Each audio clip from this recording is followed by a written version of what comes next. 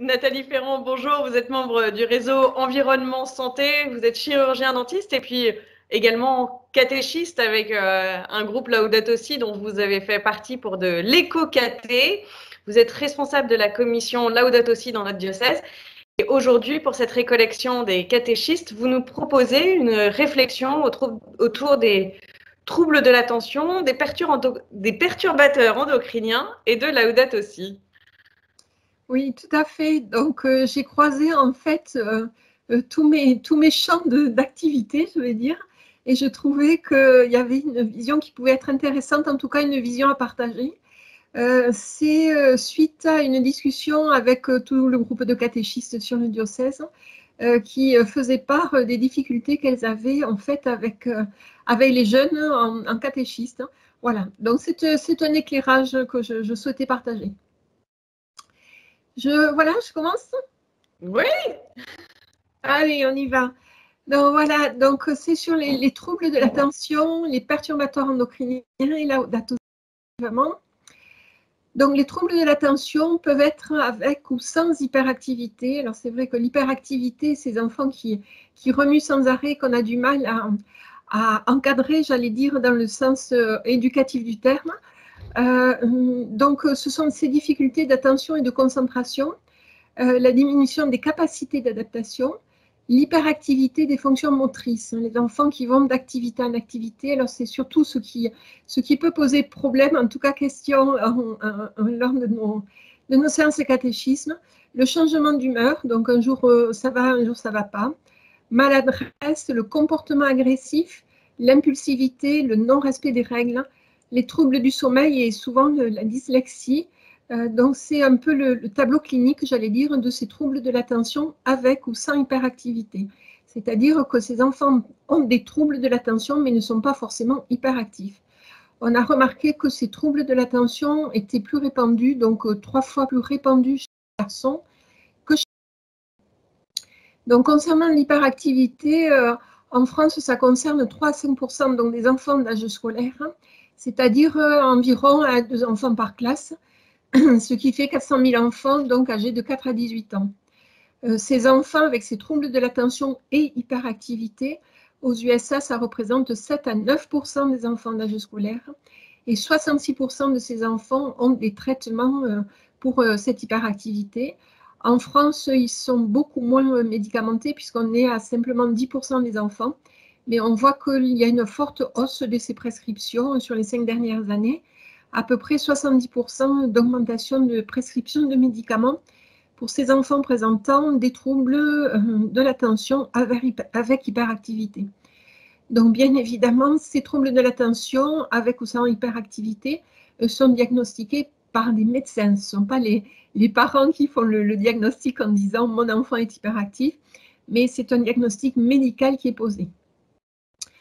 Donc, ces troubles d'attention avec ou sans hyperactivité sont des anomalies du développement neurologique qui sont d'ordre génétique, mais de plus en plus d'origine environnementale, en fait, de ces anomalies du développement neurologique, et notamment une étude qui est parue en 2017 de l'INSERM, donc l'Institut national de recherche médicale et santé recherche médicale, qui montrait le rôle notamment des perturbateurs endocriniens, ce rôle confirmé par donc notamment le biphénol A, le triclosan et le DBP qui est un phtalate, qui sont trois perturbateurs endocriniens. Alors ces perturbateurs endocriniens, on en parle beaucoup, on ne sait pas toujours exactement ce que c'est. Donc ce que je vous propose, c'est justement de vous partager quelques informations à ce sujet. Alors, les perturbateurs endocriniens donc, peuvent être d'origine naturelle, comme le soja, mais très, très majoritairement, ils sont d'origine synthétique, c'est-à-dire que ce sont des substances qui sont créées par l'homme. Et ces perturbateurs endocriniens sont des toxiques qui ne sont pas comme les autres pour de nombreuses raisons que je vais vous partager. Alors, la première, c'est que ces toxiques perturbent le système hormonal. Or, le système hormonal est le système qui gère en fait toute notre vie, qui gère la croissance du fœtus. Et donc, ce système est très, très sensible, très fragile, et ces atteintes peuvent être irréversibles. Alors, le système hormonal, ben, ce sont des glandes qui permettent de construire en fait ces substances, ces hormones. Donc, on pense à la thyroïde, on pense aux ovaires, on pense aux glandes surrénales par rapport à l'insuline. Donc, vous avez de nombreuses glandes, même le tissu adipeux. Donc, il y a une trentaine d'années, il a été montré que c'était un organe qui produisait effectivement des hormones. Et il y a une dizaine d'années à peu près, il a été montré que ces hormones et ce tissu adipeux étaient impactés par les perturbateurs endocriniens. Donc, dans les plus grandes maladies qu'on retrouve liées à ces perturbateurs endocriniens, c'est l'ensemble des maladies chroniques. Donc, le diabète, l'obésité, les troubles de la fertilité, le dérèglement thyroïdien, les cancers hormonodépendants, c'est-à-dire cancer du sein, cancer de la prostate, cancer de la thyroïde, évidemment.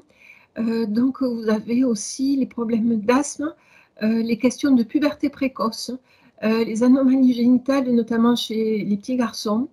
Vous avez donc aussi ces troubles de l'attention avec ou sans hyperactivité. Deuxième élément particulier, c'est que c'est un mode d'action qui est très spécifique. Donc, nous avons dans notre corps des récepteurs, c'est-à-dire des cellules qui vont recevoir en fait ces hormones. Et les perturbateurs endocriniens vont jouer sur cette réception. Soit ils vont empêcher en fait la réception de l'hormone, donc l'hormone ne va pas pouvoir jouer son rôle. Soit le perturbateur endocrinien va se rajouter à l'hormone et on va se retrouver avec une quantité d'hormones bien au-dessus de ce qu'il faudrait.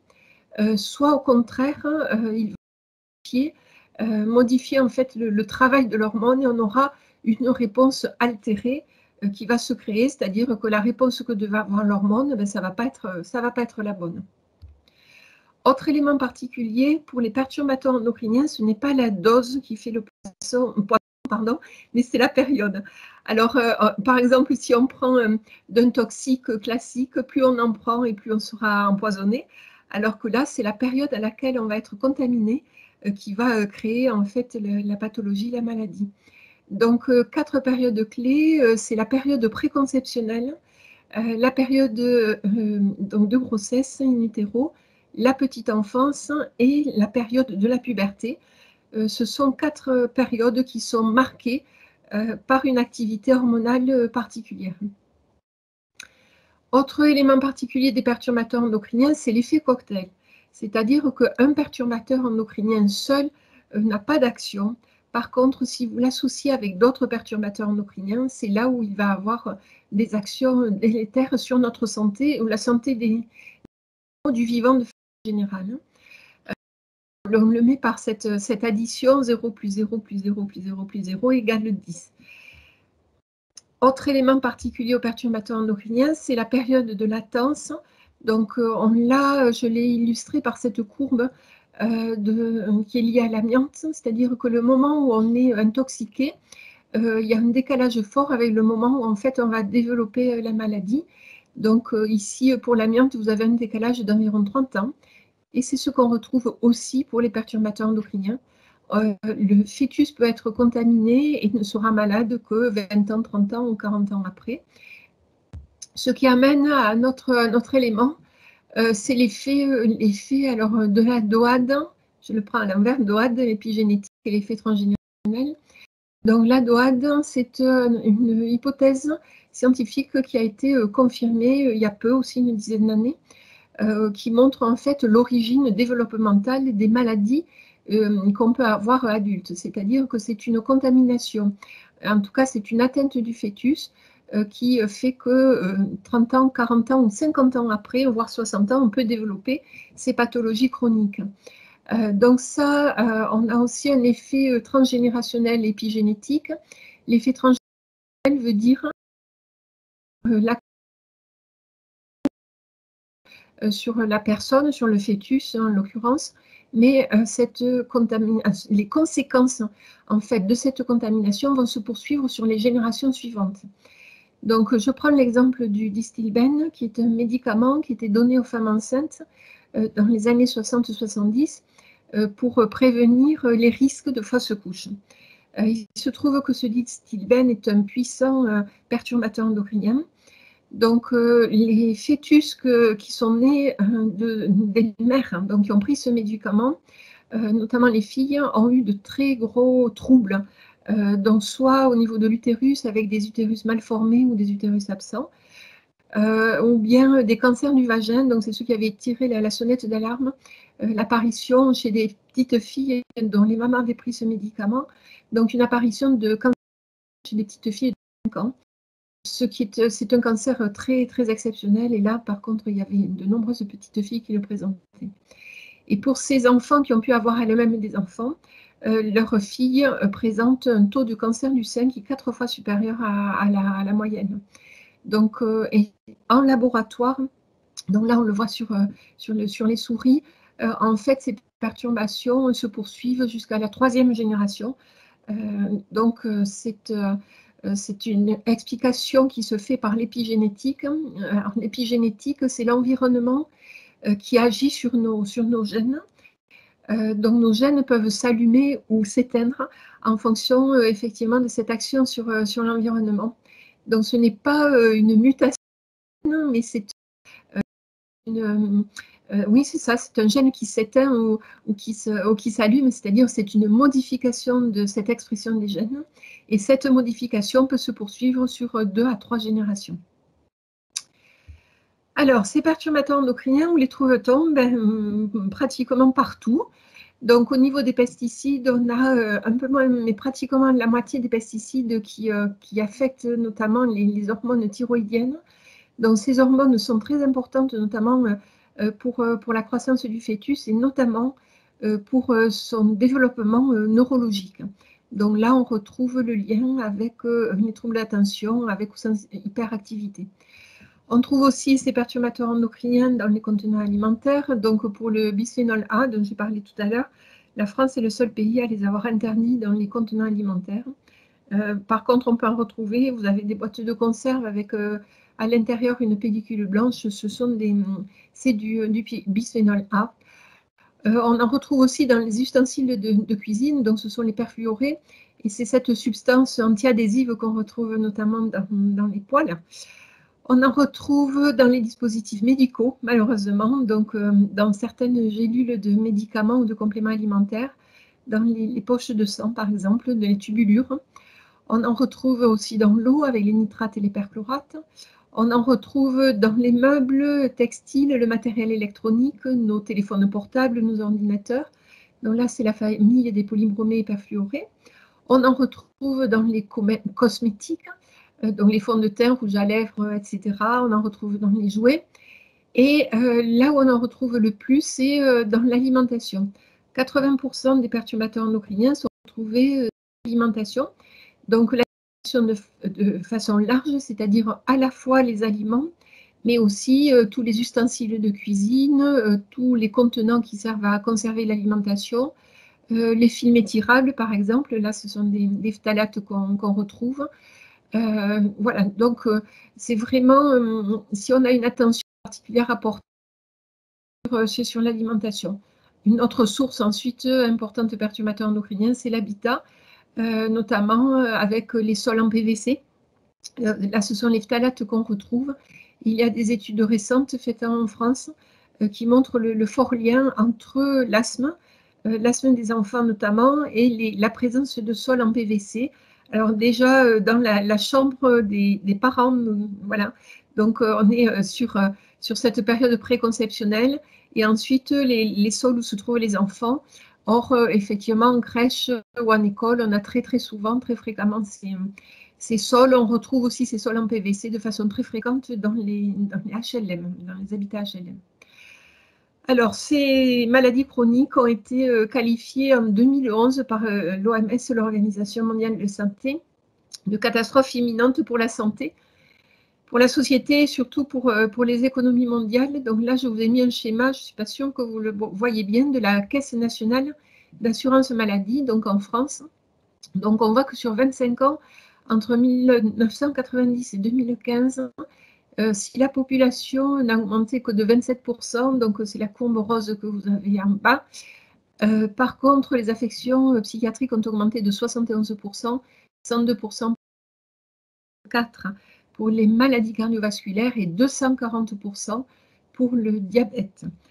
Ici n'apparaît pas l'obésité, parce qu'en France, l'obésité n'est pas reconnue comme une maladie, alors que c'est reconnu comme une maladie par l'Organisation mondiale de la santé.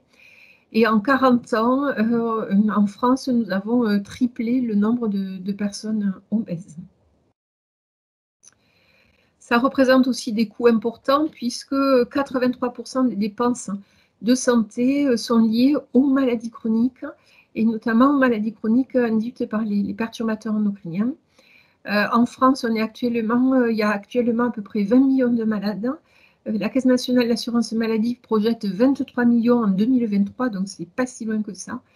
Et on considère, donc la Caisse nationale d'assurance maladie considère qu'en 10 ans, le surcoût de ces maladies chroniques est de 20 milliards d'euros. Donc on voit qu'il est très important de pouvoir agir. Donc on va voir comment on peut agir, de pouvoir agir pour pouvoir diminuer très fortement, voire éradiquer notre exposition à ces perturbateurs endocriniens. Alors, pour agir, déjà, c'est les actions individuelles. Hein. Au réseau environnement santé, on a l'habitude de dire je peux choisir, je peux agir. Donc, c'est déjà parce que nous consommons, parce que nous achetons. Et le pouvoir d'achat, c'est aussi ce pouvoir d'acheter tel ou tel produit ou de ne pas acheter. Donc là, je reprends sur l'alimentation. Donc déjà, acheter effectivement des produits bio permet de ne pas avoir de pesticides sur ces produits. Par contre, si vous achetez des produits bio dans une barquette en plastique avec un film étirable par-dessus, en fait, ça annule le côté sain de l'aliment, puisque barquette en plastique et le film étirable dessus, en fait, ce sont des phtalates. Et donc, s'ils sont exposés à la chaleur, en fait, on a un dégagement de ces perturbateurs endocriniens et une migration dans les aliments. Donc, autre élément, c'est faire la cuisine, en fait, avec des produits bruts, donc des produits qu'on a achetés, parce qu'il y a aussi une grande présence de ces perturbateurs endocriniens dans l'alimentation qu'on appelle hyper transformée, c'est-à-dire les plats tout prêts que l'on peut acheter. Donc, vous en avez au niveau des agents de texture, des conservateurs, des modificateurs de goût, etc.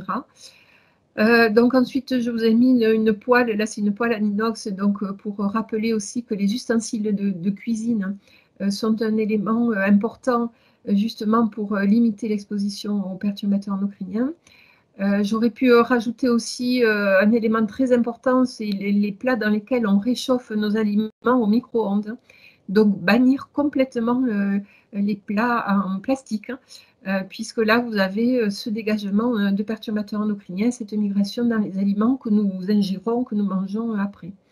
Ensuite, vous avez les meubles. Donc, tous les meubles qui sont des meubles en aggloméré sont des meubles avec des cols dans lesquels, le plus souvent, on retrouve des perturbateurs endocriniens.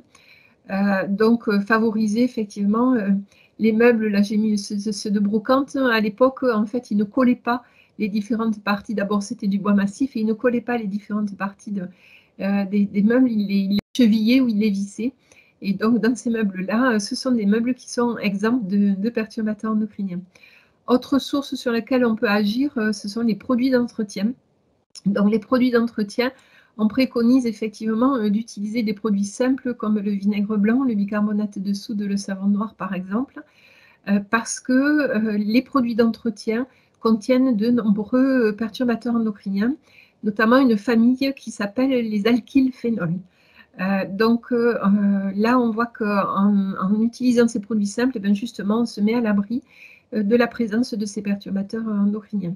Et après, j'ai fait un petit clin d'œil avec la banque, parce qu'en fait, c'est en fonction de là où on met notre argent, la banque utilise nos économies ou nos courants pour pouvoir, enfin nos économies surtout pour pouvoir placer cet argent dans des supports, ce qu'on appelle les supports d'investissement.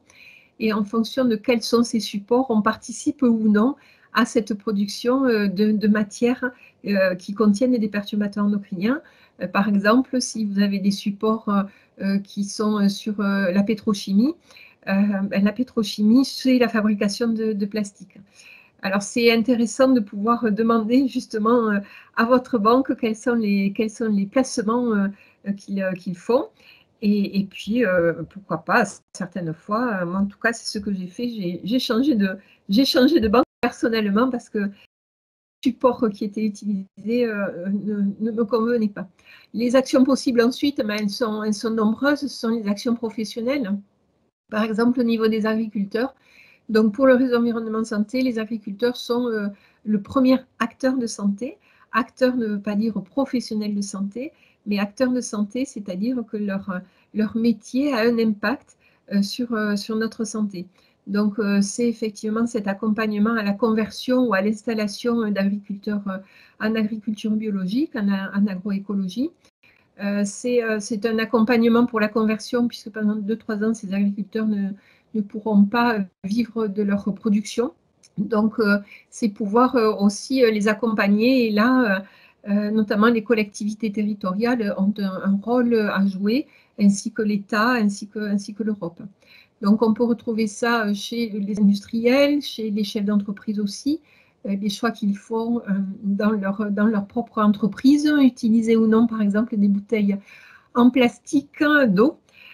Vous avez aussi le rôle des professionnels de santé. Dans les associations, j'ai mis une petite photo sur une première communion, donc une célébration de communion. Le catéchisme fait partie des lieux aussi où effectivement on a des actions possibles. Et après, j'ai mis l'Assemblée nationale et l'Europe. Donc là aussi, ce sont des lieux où il est possible d'agir. Là, c'est voilà, une photo que j'aime bien, un schéma que j'aime bien, qui rappelle que la santé, c'est plus que les soins. En France, notamment, en fait, souvent, on confond les deux. On a un ministre de la Santé, alors qu'en fait, c'est un ministre des Soins. Et on a une politique de santé, le plus souvent, c'est une politique de soins. Parce que si on avait effectivement une politique de santé globale, dans cette politique de santé, on intégrerait tout ce qui est, par exemple, alors, les soins représentent à peu près 15% des facteurs qui impactent sur notre santé, 5% étant notre patrimoine génétique, 5 à 8%. Là, vous pouvez trouver des chiffres, mais c'est autour de 5%. 25%, ce sont les facteurs environnementaux, c'est par exemple la pollution. Et 55%, ce sont les conditions socio-économiques, donc c'est dans quel logement on vit, notre alimentation, l'éducation, etc. Donc, on voit que les paramètres qui impactent la santé sont beaucoup plus nombreux que les seuls soins, ce qui doit nous amener justement à une vision très, très positive et constructive de tout ça, parce que s'il y a plusieurs acteurs finalement qui impactent sur notre santé, ça veut dire qu'il y a plusieurs leviers et plusieurs leviers d'action. Alors, pour le KT, peut-être c'est écrit trop petit, donc je vais vous lire tout ça. Donc, par rapport aux enfants hyperactifs, donc c'est un trouble d'attention et c'est une particularité du trouble d'attention. Les enfants hyperactifs ne le font pas exprès, ils ne sont pas mal élevés. C'est encore une fois, c'est un trouble neurologique. Par contre, c'est vrai qu'au KT, on peut avoir aussi des enfants mal élevés qui ne sont pas hyperactifs. Donc, l'hyperactivité ne doit pas non plus être, j'allais dire, une excuse ou un prétexte à tout, parce que souvent, il n'y a pas de diagnostic médical qui est posé, mais simplement, c'est une traduction pour les parents d'une expression d'enfants turbulents qui remuent beaucoup, etc. Par rapport à ces enfants hyperactifs, dans cette vision médicale, important de ne pas les exclure, mais vraiment nous adapter dans un esprit chrétien, c'est-à-dire porter cette attention aux plus fragiles. Ça veut dire adapter aussi les activités.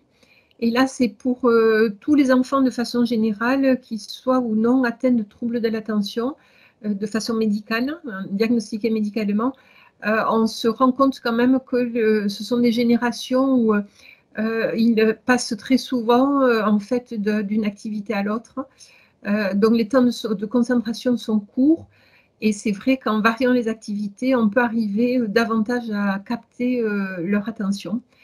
avoir des activités manuelles ou physiques. Hein. Ça, c'est quelque chose que j'avais observé, qui permet effectivement aux enfants de davantage, comment dire, pour les activités manuelles, de davantage se concentrer que s'ils ont simplement resté assis à écouter. Pour eux, c'est vraiment compliqué. Et ensuite, le travail en petits groupes. Voilà, participer à la lutte contre les perturbateurs endocriniens dans les activités du caté. Donc là, il y a des choses assez simples à faire. Donc, privilégier les verres en verre aux verres en plastique, les gâteaux faits maison avec des produits biologiques, les activités dans la nature, puisque là aussi, de nombreuses études ont montré que l'air en fait intérieur des habitats était bien plus pollué que l'air extérieur. Ensuite, faire un lien avec Laudato Si sur les questions de sobriété, les questions de déchets. Je parlais des verres en verre tout à l'heure. Voilà, on est sur des objets réutilisables, on lave et on s'en resserre. Alors, il y a beaucoup de questions qui sont posées en ce moment par rapport à la Covid. Et en fait, quand on nettoie avec du savon, c'est quelque chose qu'on peut, qu'on désinfecte de façon importante. On peut ensuite passer de l'alcool à 70. Voilà, mais je pense que là, il faut rester sur des choses simples.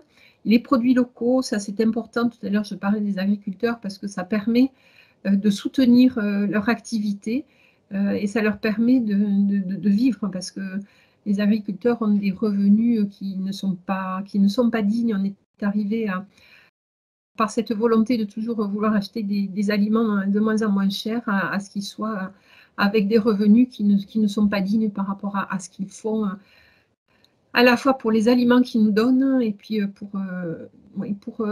ça peut être au niveau des paysages, par exemple, la présence des élevages. Respecter et louer la création, c'est un geste d'amour pour notre Créateur et je pense que c'est un message qu'on peut vraiment partager de façon sincère, profonde, réelle aussi, concrète, avec les enfants que nous avons encadrés. Et puis après, s'engager dans la démarche Église verte, donc en réseau avec sa paroisse ou d'autres catés, avec un CALCAT. Enfin, il y a plein de pistes, effectivement, que nous sommes en train de creuser avec la commission Laudato Si. On vous fera part très prochainement de notre prochaine réunion et ce soir, justement.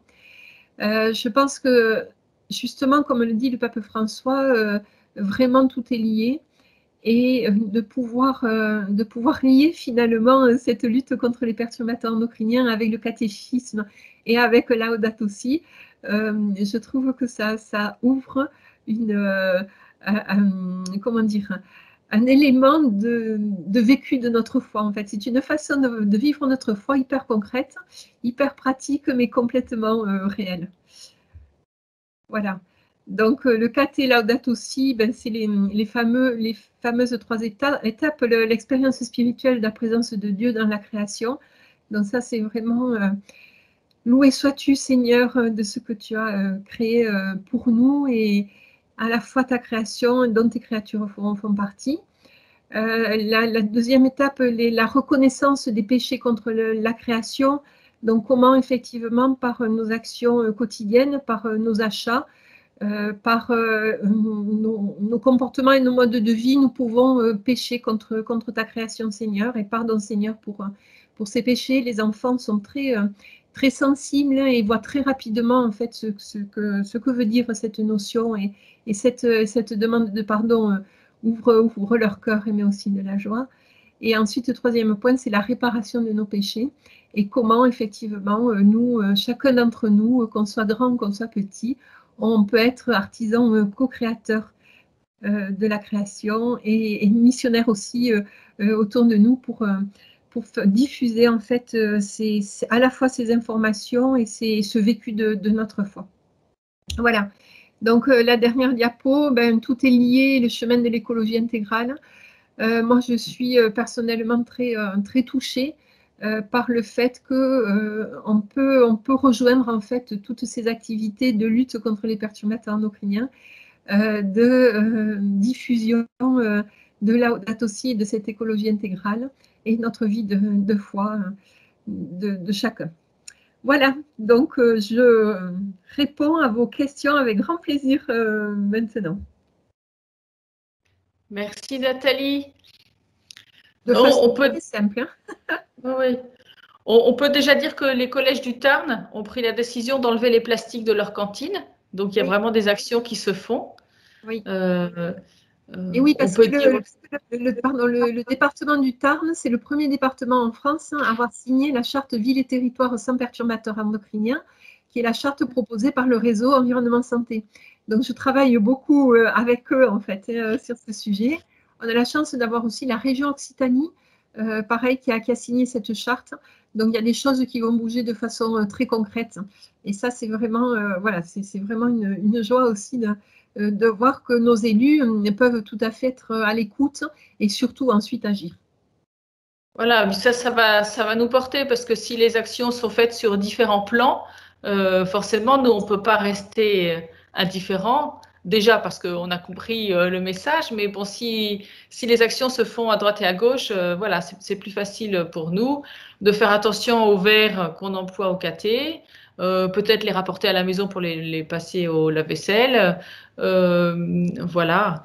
Et qu'est-ce qu'on peut... Moi, j'avais une question. Est-ce que... Oui, pardon. Est-ce que c'est réversible? Ces Alors, perturbateurs endocriniens, une fois qu'on est diagnostiqué, par exemple, hyperactif, qu'un enfant est diagnostiqué hyperactif, voilà. Sur l'hyperactivité, en fait, alors il y a un traitement sur l'hyperactivité qui est la Ritaline. Hein. Oui. En fait, on traite les conséquences et pas forcément les causes. Après, il y a surtout un travail au niveau éducatif et rééducatif qui permet effectivement de pouvoir, comment dire, apaiser en fait ces enfants, les stabiliser, parce que c'est vraiment des enfants, c'est comme des ébulons quoi, qui sautent partout. C'est vraiment très compliqué. Ensuite, l'hyperactivité, donc comme j'ai expliqué, quand c'est une atteinte par les perturbateurs endocriniens, ça se transmet sur la deuxième, voire la troisième génération. Donc, on va avoir des enfants qui vont devenir parents adultes hyperactifs et qui transmettront à leurs enfants. Par contre, ce n'est pas une mutation génétique, c'est-à-dire qu'au bout de 2 ou 3 générations, c'est quelque chose qui va s'éteindre, mais à condition qu'on ne se recontamine pas en permanence. Donc, les perturbateurs endocriniens, on a des perturbateurs endocriniens comme les phtalates, par exemple, qui s'éliminent en fait tous les jours. Donc là, on sent qu'on a vraiment de quoi faire pour pouvoir les éliminer. Et ces phtalates, on les retrouve notamment dans tous les plastiques souples. Alors, ce sont les films étirables, vous savez, qu'on met sur les aliments pour pouvoir les conserver. Ce sont les sols en PVC, j'en ai parlé tout à l'heure. Ce sont les rideaux de douche aussi.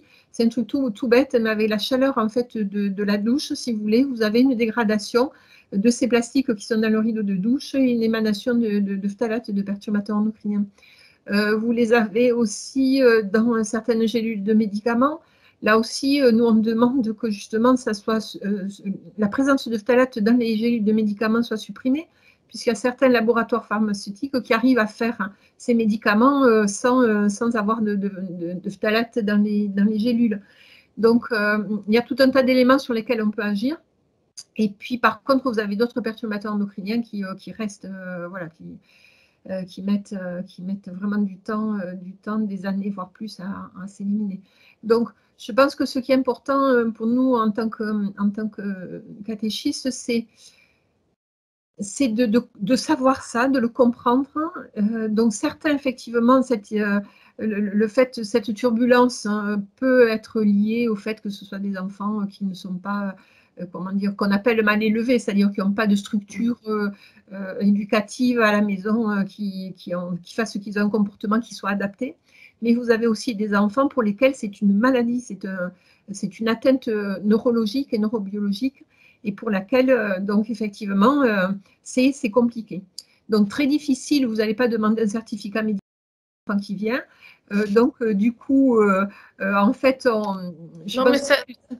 ça nous appelle à ouvrir notre regard justement sur ces enfants qu'on trouve difficiles, à ne pas les cataloguer directement dans des enfants insupportables, mais pouvoir voir petit à petit quels aménagements on peut faire, comment on peut changer d'activité rapidement, qu'est-ce qu'on peut leur permettre et comment, avec le reste du groupe, on peut accueillir cette différence-là, voilà, sans juger, mais voilà. C'est tout à fait ça. Dans mon groupe de KT, il y a ça arrive, hein, il y a un enfant qui est toujours debout, qui fait toujours un petit peu autre chose, mais il écoute, c'est pertinent ce qu'il raconte après, hein. Donc, bon voilà, si je le coinçais assis sur sa chaise, ça ferait exploser le groupe. Donc, il faut vraiment avoir une vigilance pour chacun. Voilà. Voilà, c'est tout à fait ça. Ça permet effectivement de ne pas juger et de s'adapter, parce que ce sont des enfants aussi qui ont soif de Dieu. Et ça serait dommage justement de ne pas les intégrer à ces groupes-là. Ça permet aussi, je pense, de se déculpabiliser en tant que catéchiste. C'est pas parce qu'on ne sait pas faire, mais c'est parce qu'effectivement, ce sont des enfants qui demandent des adaptations. Alors, ils ont exactement la même chose au niveau de l'école, hein.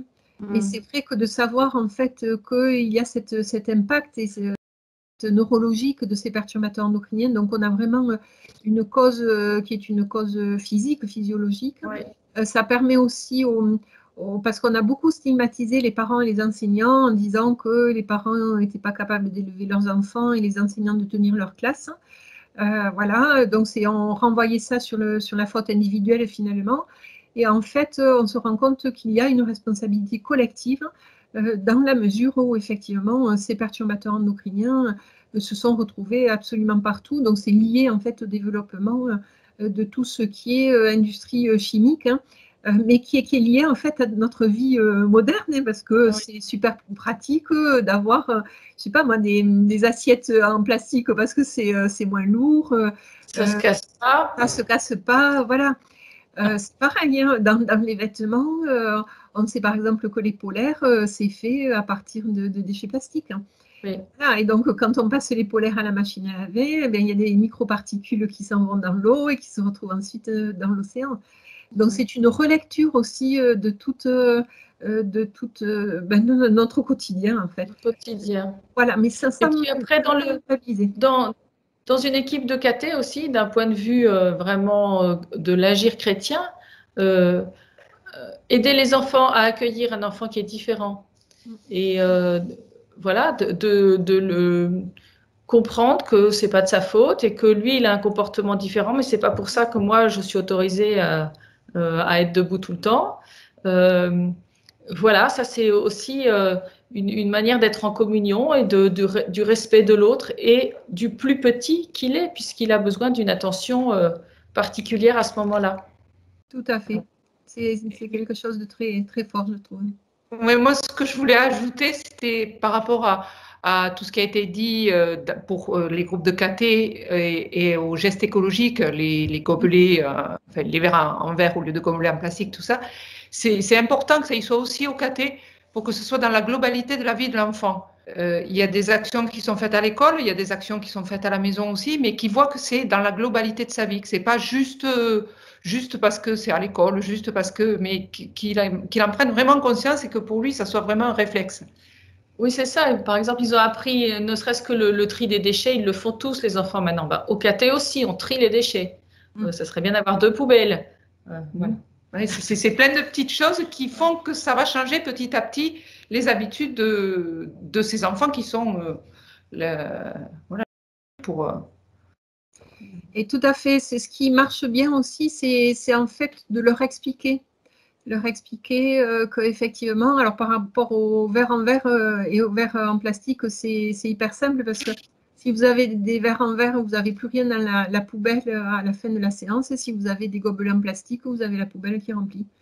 Voilà, donc déjà, ce sont des déchets en moins parce que tous ces déchets, il faut savoir que soit on les enfouit dans la terre, donc ça a forcément des conséquences après, soit on les brûle, et c'est aussi une pollution de l'air qu'on respire tous. Donc, et là, on rejoint cette culture du déchet dont parle si bien le pape François dans Laudato Si. Et c'est ça qui est très fort pour moi, c'est qu'en fait, quand il dit que tout est lié, c'est vraiment ça. Oui. Et le bon côté que j'y vois, c'est que comme tout est lié, si on démarre quelque chose de positif à un endroit, c'est comme un jeu de dominos, si vous voulez, quand les dominos tombent les uns après les autres, c'est-à-dire que ça va entraîner du positif. Et l'histoire des verres en verre, c'est c'est tout simple. Qu'est-ce que ça entraîne de positif? Alors déjà, c'est que vous n'êtes pas en contact avec des perturbateurs endocriniens. Donc, pensez à la chaleur dans les verres en plastique, c'est une catastrophe. Vous savez, quand on prend du thé ou du café dans un verre en plastique. Donc, avoir un verre en verre, c'est bon pour la santé par rapport à ça. C'est bon aussi parce que ça ne fait pas de déchets. Et c'est bon parce qu'en le réutilisant, on n'a pas besoin de racheter des gobelets en plastique. Donc, vous voyez, ça a plusieurs actions en fait positives pour la santé, la sienne, de la planète, moins de déchets et moins d'argent dépensé. Et puis, ça aide l'enfant à faire attention à l'objet, à ne pas le casser. Enfin, voilà, il y a aussi, on peut trouver plein de choses positives. À le laver. Et Ça. Oui. À le laver, voilà. Oui, d'autant que moi, je sais que j'ai instauré les verres en verre dans mon groupe d'éveil à la foi depuis 15 ans. Eh ben, super. Et j'ai eu aucune casse. Et beaucoup moins de verres en verre. En fait, ils sont plus stables. Voilà, et donc, on a tout à y gagner. Tout à fait. Mais justement, je pense que ça fait partie de ce qu'on peut transmettre au catéchisme. C'est en expliquant ça, en fait, c'est aussi une ouverture à la fois des consciences et une ouverture du cœur, parce que toutes ces choses positives, ça impacte aussi tout le monde. De diminuer le nombre de déchets, c'est aussi agir pour le bien commun, le bien de tout le monde. Et ça permet, sur des choses vraiment très concrètes, très simples, d'ouvrir à la fois les consciences et les cœurs des enfants. Voilà, donc en fait, quand au début du temps de l'Avent, qui arrive très prochainement, on va entendre cette parole veillez, veillez, et bien voilà, on a à veiller, nous, à toute notre vie, tous les aspects, et tout, voilà, notre agir, notre pensée, et voilà. Bon, merci Nathalie pour tous ces apports. Avec grand plaisir. Donc, en tout cas, j'étais très contente de pouvoir vous partager en fait ces informations. Donc, quand j'en ai parlé au président de santé, il a été très étonné. Et alors, du coup, ce que j'ai fait, c'est que je lui ai passé le lien pour Laudato Si, etc. Et je me dis que finalement, c'est aussi une façon de diffuser cette encyclique qui est vraiment magnifique, et de montrer qu'en fait, les uns et les autres, quelle que soit notre foi, nos croyances ou nos non-croyances, on peut agir en fait pour le bien commun. Oui, mais Laudato Si a été écrite pour tous les gens de bonne volonté. Donc voilà, c'est pas réservé aux seuls chrétiens. Voilà. Oui, c'est ce qu'on a dit avec Frère Colomba dans l'autre vidéo. Super. Bon, merci Nathalie beaucoup. Merci. Avec grand plaisir et puis à bientôt.